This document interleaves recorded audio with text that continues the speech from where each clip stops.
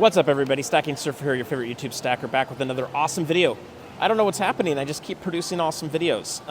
It's not me, guys. I feel inspired to get this message out to you, and it just pops in my head, these ideas. So we're gonna keep running with it. I'm pretty excited about it. So I'm back here at Irvine Spectrum Center. I just keep getting pulled back here. I just finished doing an interview with James at Torpedo Comics, so that's gonna be coming out. I'm pretty excited about that. Maybe that'll drop before this video. But today what I want to do is talk to you about Silver 103. Okay, you guys have already done the 101 course, the 102 part 1, and the 102 part 2, and this is 103, okay? So why am I doing that? I want to educate you guys on silver stacking. I want to help you understand more. I want to learn you something, okay? And I learn myself something as we do this. So I'm going to create a playlist that's going to be Silver Education, or Silver University, that's what we're going to call it.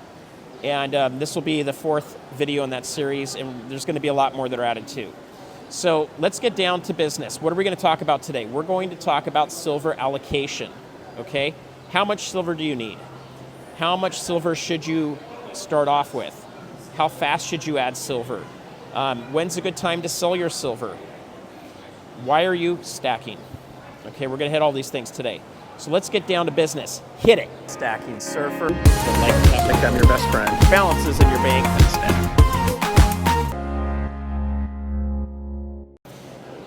All right, so before we get too far down the road, if you have not already subscribed to the channel, please hit the subscribe button and the bell icon. Okay, those are important to help you more than me. It does help me though. It helps me grow my channel, but it's going to help you guys gain more knowledge and also have a good time watching these videos. I'm going to try to make them as fun as I can. When you subscribe, it's going to let you know that there's a new video that comes out, okay? The other thing that's going to happen when you hit the bell icon is it's going to notify you when a live stream is starting. It's also going to notify you the moment that a new video hits, okay? And then hit that thumbs up. That thumbs up's going to help as well. It helps to wake up the algorithms and gets this message out there, okay, guys? So I'm doing this to create a community. I'm doing this to help all of us. It helps me. I learn from the process too.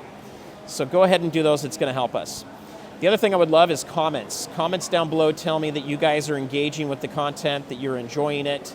And I want to hear more from you. What else would you like to see in the Silver Education or Silver University series? I'm going to be doing the same thing on gold. So tell me what videos you'd like to see. I'm going to try to keep them around 8 to 10 minutes. For most of them, some of them may go as long as 25 to 30 minutes. Live streams will be somewhere between an hour and 2 hours. But for the university, I want it to be pretty quick. I want to give you guys some good messages so that you can go through a few different videos at a time and really help you get going. Okay, so I've got 5 tips to help you guys with silver allocation. So we're trying to figure out what do we do, how fast do we do it, and what should we be stacking. Okay, so tip number 1. Determining your goals. Why are you stacking? So are you stacking for an SHTF situation? Are you stacking because you want to hedge against inflation? Are you stacking because you see it as a good investment? You believe the price of silver is going up? Or are you stacking because you just like sick, shiny, awesome, good sounding coins? Okay? All of those are great answers, but it's first helpful to understand why you're doing it, okay? Go back to my stacking, my 10 stacks video. I forget the name of it, but it's the video right here, is a picture of the thumbnail. And go look at that video. That's going to explain to you the 10 different ways that I believe people can stack, with the 10th one being what I call hedge stacking, which is really taking into account all of these different kinds of stacks. I think it's important to diversify. And I think it's important to do that. But first off, you got to determine what you're really going for, okay? And it's okay if you're starting with one of those and you decide to add more of them down the road. Okay, number 2 is assessing your financial situation. Every one of us is in a different situation, okay? And even our personal situations can change overnight. I thought I was in a great position where I had cash reserves and I was stacking, and I thought, okay, I can keep stacking a little bit more aggressively because I've got some cash reserves and I'll be okay. I got hit with an unexpected huge IRS bill, which means that I made more money than I thought I did, and I probably just stacked too heavily. But I can't find what's going on. Talking to my accountant on tomorrow or Monday. to try to figure out what's happening.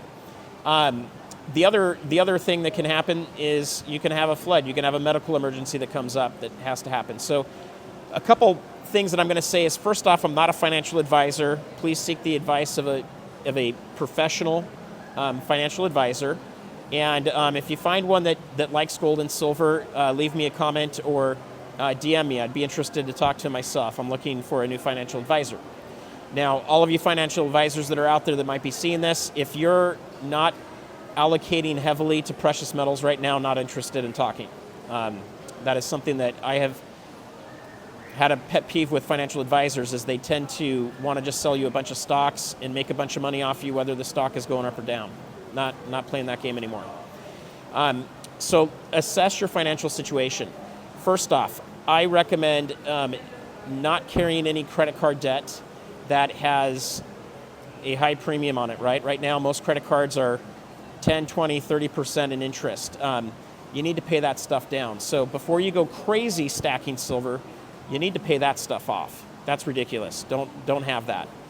If you're doing that and you're buying silver, you're basically financing silver at that interest rate. Not a good idea. Once you've paid off that, then start looking at stacking more. Now, even if you have that, though, I will throw out a little something, which is I think it's good to still have some silver. That kind of applies to my 102 course, where I recommend getting 20 ounces of silver. I would still recommend that. I'd get some silver so you have it on hand, and then I would stop stacking and pay your credit cards off, okay? The other thing I would do is make sure you have $1,000 cash, either in the bank or on hand for emergencies, and then I like to try to get somewhere between 3 months and 6 months of expenses in a reserve. If you can go a year, that's great. Now, when you do that, I also like to look at it and say, some of that can go into precious metals, some of it will stay liquid in cash, okay? Some of you may put it into bonds. I'm not real excited about bonds, and I'll tell you just as a side note here, bonds may be paying a great interest rate right now, but when gold and silver takes off, should take off, it's everybody's expectation, after the Fed starts lowering interest rates again, which they will eventually have to do, that bond is going to lose value. And you're going to not get that same rate, specifically because it's only short-term bonds that are paying great interest rates. So don't get stuck holding bonds when silver takes off and you just didn't get any silver. Not a good idea. The last thing I want to say about assessing your financial situation is it's good to create some goals with your spouse, significant other, or in the mirror, and decide how much you want to spend on precious metals on a given period of time. So I like to look at it on either a weekly or a monthly basis, and it should be your extra cash after you've paid your expenses, and it's honestly a great way to save. So for me, it's what would I put in the bank as cash savings? I'm going to put into silver now, is kind of what I'm looking at. All right, tip number 3, diversify your silver investment. Just like any other investment you may get involved in, it's important to diversify. At least that's my opinion, okay? Some of you may be prepper stackers. You know the end of the world's coming. You know that a zombie apocalypse is going to happen this year. And so you only want to invest in one kind of silver. Fine, do that. But my recommendation is, what if you're wrong? What if that zombie apocalypse doesn't happen this year? It happens 10 years from now, or 20 years, or 30 years, or it never comes. And everything you were buying was expensive junk or constitutional silver. You missed out on owning some cool collectible pieces, and you never got any of those awesome sovereign coins or rounds. So, think through the process a little bit. I recommend diversifying in sovereign coins like this, American Eagle here, okay? I think those are important to pick up. Now, right now they're pretty expensive, so maybe don't buy very many of them. Wait for the premiums to come down. And in that case, you could pick up either a Maple Leaf, right? Those are pretty good. You can pick up a Britannia. My preference is the ones with the queen on it. And then you could also pick up some kangaroos. I'm not as big of a fan of the kangaroos. I don't think they look as nice, but you could pick those up. So that's one kind of way to diversify. You can also pick up constitutional silver, which I think is really good to get to. I also like to get rounds. This is a really cool round that's available right now at SD Bullion. It's the, I think it's exclusive there right now, and it is the Scottsdale Mint Cowboy round. So I want to pick some of those up myself. So here's a collectible. This is something that's pretty cool. So this is a Star Wars coin. It's 3 ounces.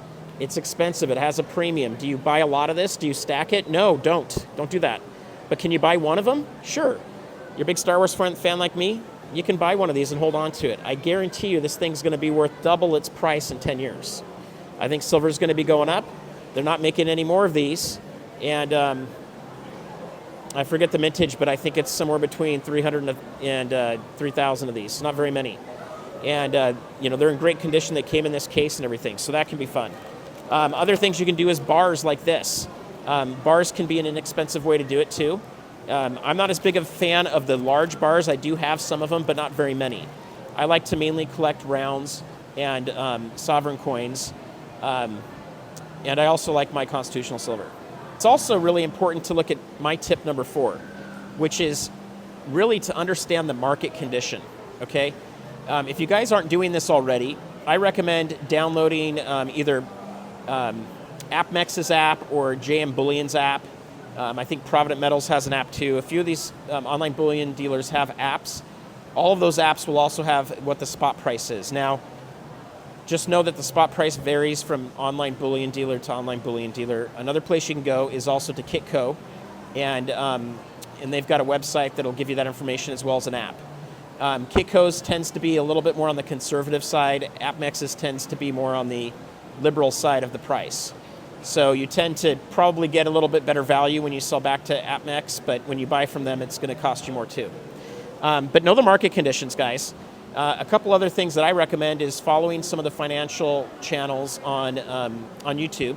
One that I like a lot is this channel here, and it's the Maverick of Wall Street. Every time he does one of his overviews, he always talks about Dixie, the DXY, the dollar index. He also talks about gold. More recently, he's been talking about silver, and then he'll also talk about Bitcoin for those of you that are in crypto. And even if you're not in crypto, it's important to understand what's going on with Bitcoin, guys. Bitcoin is going to affect gold and silver prices to a degree. If people feel like their money's not safe in the bank, they're probably going to run to gold, silver, and into Bitcoin. And if all of a sudden they don't feel like Bitcoin's doing very well, you may see them pulling out of Bitcoin and moving into precious metals. That may give you an indicator that things are going up. And if all of a sudden you're seeing Bitcoin jumping in price, you might start to see gold and silver drop because people may be taking money out of there and putting it over there. So it's important to understand what's going on with that. The dollar, when it goes up, precious metals go down and vice versa. So it's important to understand those trends and what's going on. If you guys are interested, let me know. I'm thinking about doing a video on Mondays and on Fridays that would be a live stream where I would actually go through some of these charts and information from some of the other YouTubers as well as the news, and helping you understand a little bit more of where gold and silver is going for the week, and then a recap on Friday of where it just went. So let me know that below. But understand what's going on in the market. And that means charts, and that also means macro. Are we going to war? Did they just print $10 trillion? What are they going to do? Did another bank fail? All of those things are going to affect the price. You guys need to know that. Tip number 5. You need to have a long-term strategy here when you're looking at silver investing. It's really, really important to understand that silver prices fluctuate throughout the day, from week to week, month to month, quarter to quarter, and year to year. Silver has been higher than it is right now. Right now, I think it's in the kind of high 23s, $23 an ounce. And it's been as high as $50 an ounce. So there are people that bought it at $50 an ounce that if they sell today are going to take a major loss. There's also people that bought it for dollars, $8, $10, $15. And today there's a great profit if you need to take one. But you could have taken a better profit when it was at 50. So it's a long-term strategy, folks. I recommend looking at about a 3 to 5 year time horizon for your metals if you're looking to sell. For those of you that aren't going to sell them, you probably don't need to pay as much attention to this. However, I would tell you that there's a difference between an investor and a trader, right? So most of us are stackers, which means that we are investors. We're buying it and holding it long term. But there are also some of us that may be traders where you're looking to buy low and sell high. For me, because I'm a hedge stacker and I hedge in 9 different ways, I frankly have some of my stacks that are investments. So this Millennium Falcon that I just showed you guys is an investment, okay? If this coin doubles, triples, quadruples in price, I'm probably going to sell it. Yes, I think it's really cool. I love it, but it's silver. It's just silver, okay? If I can buy this thing for $200 or so, and it goes up to $1,000 in today's dollar, why would I not turn around and sell it? It's a fun collectible, but am I so married to this thing that I just can't part with it? Not really. But it is a cool collectible piece, and I am a huge Star Wars fan. So some of my Star Wars pieces I'm not going to sell. Like my original 2021 10-ounce Beskar bar is not getting sold. I'm going to hold on to that. The Millennium Falcon, I kind of mixed on it. I'm not a huge Millennium Falcon fan. Now, Death Star fan or a Star Destroyer fan, yes. I would probably hold on to those a little longer. So now that we've talked about these 5 things, I think it's important for you to sit down and write your goals down. Write down how much money you have to spend on silver. Write down your strategy. Look for my video on how to buy from an online bullion dealer, how to buy from your local coin shop, and also how to buy from an online auction. Those 3 videos are going to help you guys be able to acquire silver, and there's going to be some advice in there on when you should do it and how much you should do it. Okay, there's going to be some of those snippets in there. The other thing I'm going to tell you guys is this: dollar cost average. If you have $100, $50, $1,000 a month to spend on silver, you're not really spending it. You're moving it from cash into real sound money, which is silver. You can do it in a weekly basis. You can do it every other week or monthly. What I recommend is look at what your sales tax is in your state. In my state, it's $2,000. It used to be $1,500, but the state decided that silver's evil and we need to tax it more. I don't know. Kind of sucks. But for me now, I'm debating: do I need to save up to $2,000 before I can buy it? The answer is no. There's online auctions. That's all I'm going to say. Go to the online auctions and see what happens with that. Everybody everywhere else is pretty much going to charge it. So know what you guys are doing. Try to save your money. Look at shipping costs. Try to save on that too. And at the end of the day, have fun with this thing. If you're freaking out and you're buying silver because you're worried about the end of the world, you're doing it wrong. If you're buying silver and it's just a ton of collectibles and you're realizing that you need to sell some of it and you're going to take a big haircut, change your strategy. Buy different kinds of silver, okay? Keep that cash reserve. So those are a lot of the things that I would give you guys advice on. Okay, now that you've got those 5 tips, I hope that helps you know and understand your own situation a little bit better and how to allocate it. One other thing I'll just throw out there that I've heard from some other people, also not financial advice, is a lot of people will put anywhere from 3 to 10% of their liquid funds or liquid investable assets into silver. Right now, I'm much more heavily invested in silver than that. For me, I don't think the stock market's a great place right now. I don't think real estate's a great investment right now. And cash, I'm mixed on. So right now, my goal is to get to 30% allocation of cash, and the rest of it's going to be in gold and silver. However, I'm also buying gold and silver that has low premiums that I can turn around and sell to put back into real estate and to put back into equities at some point, okay? I don't want to be 100% invested in anything, and I don't recommend you either. So if you're 100% invested into silver, into gold, I would rethink that a little bit. I would sell some of it and I'd pull some cash back. What if gold and silver drops by 30 or 40%, okay? The whole economy just comes off the rails and it goes down. You want to have cash to buy low, right, guys? What if you have a flood or something else? You don't want to sell your silver at a point when it's lower.